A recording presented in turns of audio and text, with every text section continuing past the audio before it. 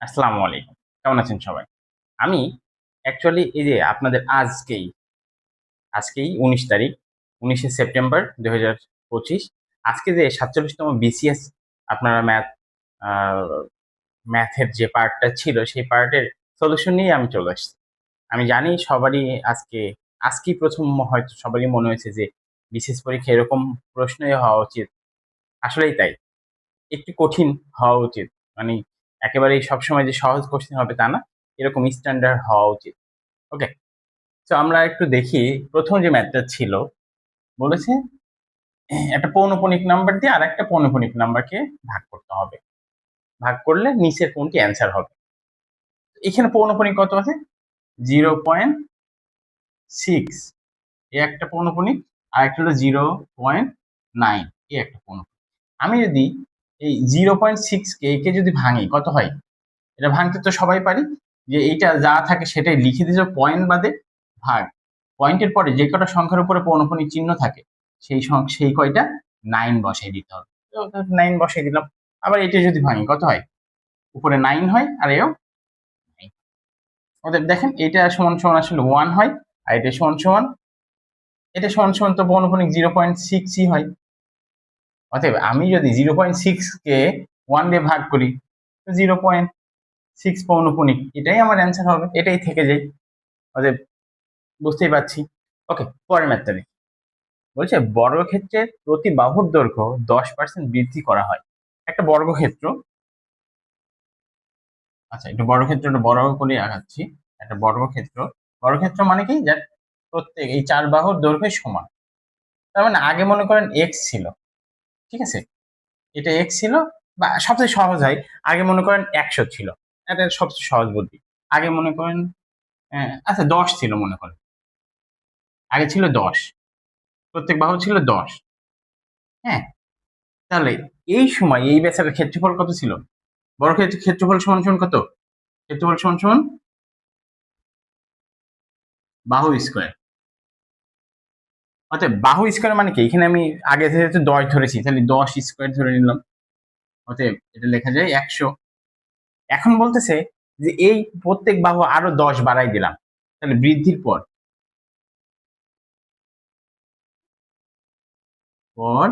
তাহলে 10 যোগ 10 ইন্টু 10%। তার মানে আমার এখন যেটা বাড়লো সেটা হচ্ছে দেখেন, আমার এখন বর্তমানে হলো 11 হয়ে গেল। তাহলে এটা কাটা করলে 1, 10 আর 1 11। অতএব এখন যদি নতুন যে হ্যাঁ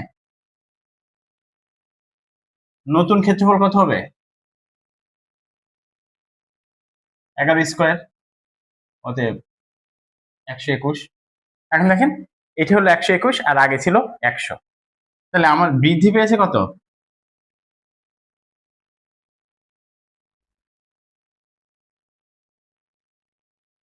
21 বলতে পারি যে আমার 21 বৃদ্ধি পেয়েছে। 100তে যদি 21 বৃদ্ধি পাই তাহলে আমার বৃদ্ধির সংখ্যা কি 21% বলা যায় না? 100তে যেহেতু 21 আর তো দরকার নেই আমার। 100তে কত বৃদ্ধি? 100তে যেটা বৃদ্ধি সেটাই তো পার্সেন্টেজ। অতএব আমরা বলতে পারি 21%। এটা অ্যান্সার। কি সোজা না? অনেক সোজাই হয়ে গেল, অনেক তাড়াতাড়ি। পরের ম্যাথটা করবো, হ্যাঁ? প্রত্যেকটা ম্যাথই দেখেন একটু ইজি, তবে কিছু ম্যাথ থাকবে একটু টাইম বেশি লাগবে। ঠিক এই ম্যাথে একটু টাইম আপনাদের বেশি লাগবে। অন্য সব ম্যাথকে একটু কম টাইম লাগবে, কিন্তু এইটাতে একটু বেশি লাগবে। কেমন? আমাদের এখানে এই চক্রবৃদ্ধি যখন 2 এর থেকে 3, 4, 5 বছরে চলে যায় তখন একটু ফর্মুলাটা মানে একটু ম্যাথটা একটু কঠিন হয়ে যায়। ওকে, তো আমরা একটু সহজভাবে দেখব। বলেছে যে 100 টাকা আমি বিনিয়োগ করছি 10% হারে 5 বছর। তাহলে সরল সুদ কত হবে? সরল সুদ এটা সমান সমান আসলে লেখা যায়, আমাদের ফর্মুলা তো জানি যে পি আর এন বাই 100।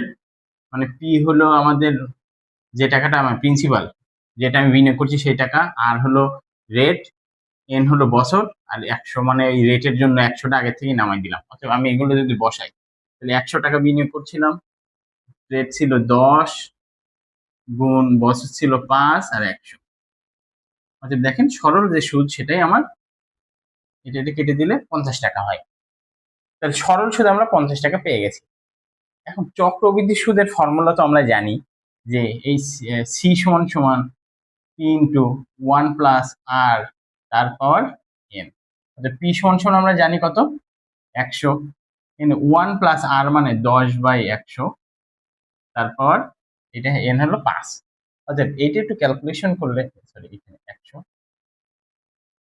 অর্থাৎ 100 ইন্টু 1 প্লাস, এটাকে ক্যালকুলেট করলে অ্যাকচুয়ালি এইটাকে এরকম লেখা যায় 110/100 ডিভাইড বাই 5, ডিভাইড বাই 100 তার উপরে 5, এটা লেখা যায়। অতএব এইটাকে যদি আমি ক্যালকুলেট করি, অতএব এইটা দিয়ে এইটা কাটাকুটি করি, 1.1 তার উপরে 5, অতএব 100 ইন্টু 1.1 তার উপরে 5। অতএব এখন 1.1 কে 5 বার গুণ করতে হবে, 1.1 কে 5 বার গুণ করতে হবে। অতএব আমি এরকম করব, 1.1 গুণ 1.1 দুইবার করি আগে, এটা 1.21 হয় আমরা সবাই জানি, আবার 1.1 দিয়ে গুণ করব, এটাকে করলে হয় 1.21। আচ্ছা এমনি নর্মালি আমরা গুণ করি 1 to 1 গুণ 1 1, অতএব এটা করলে হয় 1 to 1 যোগ 1 to 1 যোগ 1 3 3 1, অতএব এটা হয়। এটার সাথে আমরা আবার গুণ একটা 1.331 গুণ 1, এটা আবার গুণ করব, ঠিক আছে। এটা গুণ করলে কত হয়, 1.1 গুণ করব, মানে এইগুলো গুণ করতেই থাকবে এরকম, ঠিক আছে। গুণ করে যা হবে সেটার সাথে আবার এটা গুণ করতে হবে, ঠিক আছে। এখন এটা আর একবার, তাহলে 3 বার হলো, এটা হলো 4 বার। অতএব নর্মালি একটু গুণ করি, আচ্ছা এগুলো একটু কেটে দিই এই সাইডগুলো, অতএব 1 3 3 1 গুণ 1, এটা যদি গুণ করি 1 3 3 1 যোগ 1 3 3 1, 1 4 6 4 1, অতএব এটা হয় গুণ আবার 1.1, আবার এটির সাথে একবার গুণ করলে যেটা হবে সেটাই আমরা লিখতে পারবো। তো দেখেন এই ব্যাপারটা কিন্তু আসলে এত সোজা হচ্ছে না, কঠিন জিনিস আসতেছে। তারপরে দেখি এটা লাস্ট গুণ করি, 1.4641 গুণ 1.1, 14641 যোগ 14641 5, এটা কি করলে হয় 0 1, অর্থাৎ একে 5 বার গুণ করার পর যে রেজাল্ট আসলো সেটা আসলো 1.61 মানে 61051, এটা আসলো। এখন এইটার সাথে এই 1 এই জিনিসটার সাথে কি 100 গুণ ছিল, এই 100 যদি আমি গুণ করি তাহলে এই দশমিক 2 ঘর এখানে চলে এই জায়গায় চলে আসবে। অতএব এটাকে আমি যদি লিখি 161.051, এখানে 1 আছে, এই পর্যন্ত দিতে পারি, এটা দিতে পারি। অর্থাৎ এই জায়গায় যেটা এই অ্যান্সারটা, এইটা এখানে কে কে আছে, সুদ এবং আসল দুইটাই আছে। অতএব আমার যে মুনাফা ছিল, তাহলে আসলটা আমার আসল কত ছিল 100, 100 যদি এখান থেকে বাদ দিই তাহলে মুনাফা আসবে, অর্থাৎ চক্রবৃদ্ধি যে মুনাফা 100 বাদ দিলে অর্থাৎ 61.05, আর এখান আর সরল ছিল 50 0 0, অর্থাৎ এই দুটো যদি বাদ দিই দেখেন 50.11, অর্থাৎ 11.05, এটাই আমার অ্যান্সার। একমাত্র এই ম্যাথটা একটু বেশি টাইম লাগবে, আদারওয়াইজ অন্য সব ম্যাথগুলোই কিন্তু সহজভাবে সলভ করতে পারবেন। ওকে, এই ম্যাথটা একটু দেখি। বলেছে যদি x ইকাল টু √5 প্লাস √3 হয় তবে x³ plus 8 divide by x³ এটার ভ্যালু কত। এই ম্যাথটা দেখার সাথে সাথে আপনার এই জায়গায় খেয়াল রাখতে হবে যে এখানে আসলে কি আছে। প্লাস দেখেন আমি যদি ওই পরের অংশটাকে 2/x তার কিউব লিখি, লেখা যায় না, এটা সমান সমান কিন্তু 8/x³ হয়। অতএব মনে রাখতে হবে আমার এখানে জিনিসটা হচ্ছে এই জিনিসটা, তার মানে এই 2/x এর ভ্যালু আমার বের করতে হবে। অতএব x প্লাস 2/x এই জিনিসটার ভ্যালু আমার লাগবে, এইটা আমি যদি বের করতে পারি তাহলে এই ম্যাথটা সলভ হবে খুব ইজিলি। x প্লাস 2/x, কারণ কি x³ প্লাস 1/x³ এটার ফর্মুলা তো মনে আছে সবারই, এটার ফর্মুলা হচ্ছে এক্স প্লাস 1/x তার হোল কিউব, কি মনে আছে সবার, minus 3 into x into 1/x into x plus 1/x। আশা করি ফর্মুলাটা সবারই মনে আছে। আচ্ছা, এই জিনিসগুলো আমার লাগবে, হ্যাঁ, বা এটা যদি না বুঝতে পারেন এখানে এরকম এক্স প্লাস 1/x আছে, এই 3 ইন্টু এইটা এখানের পর এই জায়গাটা আসলে এইটা।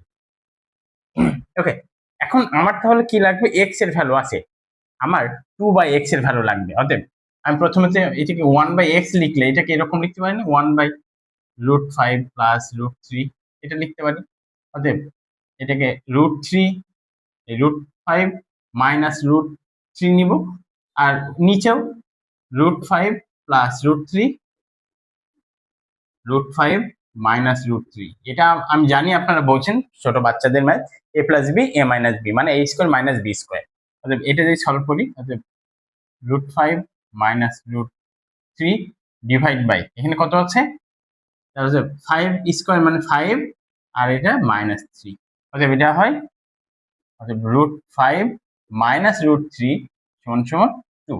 অতএব আমার তো লাগবে 1/x, আমি বের করলাম 2/x, তাহলে আমরা এখানে কি পাইলাম 1/x, এইটা সমান সমান পেলাম √5 মাইনাস √3 ডিভাইড বাই 2। অতএব আমার লাগবে 2, উপরে এখানেও 2 মাল্টিপল করে দেবো, এখানেও 2 মাল্টিপল করে দেবো, অতএব 2 ডিভাইড বাই x, এটা সমান সমান কি লিখতে পারবো, দেখেন তো, এই √5 মাইনাস √3 ইন্টু 2 ডিভাইড বাই 2, এই 2 কেটে দিলে এখানে আসলে থাকে √5 মাইনাস √3। অতএব এইটার ভ্যালু পেলাম এটা। এখন এইটার ভ্যালু আর এইটার ভ্যালু এই দুইটা যদি আমি অ্যাড করে দিই, এখন দেখো তো এইটা লেখা যায় কিনা। অতএব x প্লাস 2/x এটা সমান সমান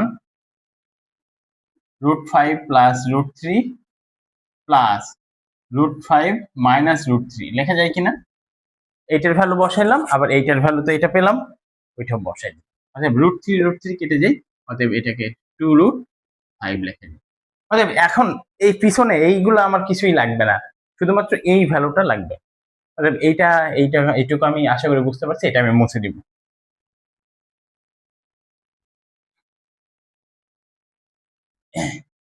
এখন তাহলে আমার x³ প্লাস 2x তার হোল কিউব এটা লিখতে পারি। অতএব এইটার ফর্মুলা কি, x প্লাস 2/x তার cube minus 3 into x into 2/x into x plus 2/x, কারণ এইটা হলো a আর এটা হলো b, a³ প্লাস b³ এর ফর্মুলা তো আমরা জানি, সেটা জাস্ট আমি বসাই দিয়েছি এখানে। অতএব এইটার ভ্যালু 2√5 তার কিউব মাইনাস এই x কেটে দেয়, 2 আর 3 6, আর এইটা হলো 2 গুণ 2√5। অতএব এটা ক্যালকুলেশন করলে কত হয়, ক্যালকুলেশন করি, এটা ক্যালকুলেশন করলে কত হয়, এটা ক্যালকুলেশন করলে হয় 2 গুণ 2 গুণ 2 গুণ 5√5, কারণ 5 কে করলে একবার √5 কে শুধু 5 হয়, কারণ যদি 4 দেখেন 8 পাঁচাটা 40, অর্থাৎ 40√5 মাইনাস 12, অর্থাৎ 40√5 থেকে 12টা √5 বাদ দিয়ে দিলে 28, অর্থাৎ আমার ওইটার অ্যান্সার 28। বুঝতে পেরেছি। ওকে, পরবর্তী ম্যাথটা একটু দেখি। বলেছে মডুলাস x-5 লেস দেন 2, যেখানে এক্সটা হবে বিলংস টু n, n মানে কি, ন্যাচারাল নাম্বার বা স্বাভাবিক, n মানে কি,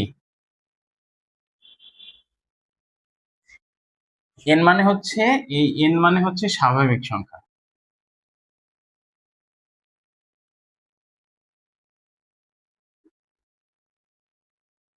স্বাভাবিক সংখ্যা কারা, 1 2 3 4 5 6 7 8 এরকম চলতেই থাকবে, কোনো দশমিক সংখ্যা নাই, এরাই হলো স্বাভাবিক সংখ্যা।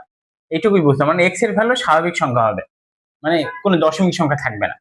তাহলে অসমতার সমাধান সেট নির্ণয় করতে বলেছে, এটা একটা অসমতার সমাধান সেট, মানে এক্স এর ভ্যালু নির্ণয় করতে বলেছে।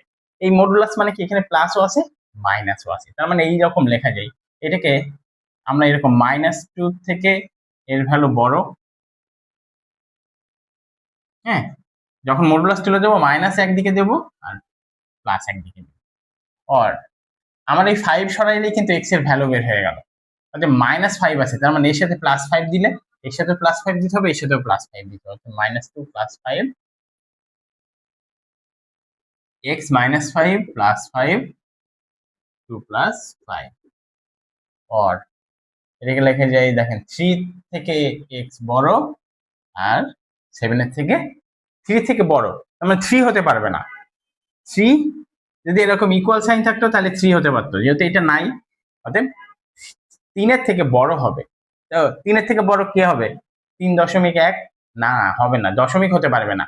এখানে ন্যাচারাল নাম্বার বলে দিয়েছে বা স্বাভাবিক সংখ্যা বলে দিয়েছে, জাস্ট মানে এর পরের পূর্ণ সংখ্যা কত? 4 হতে পারবে। অতএব x সমান সমান কত হতে পারবে?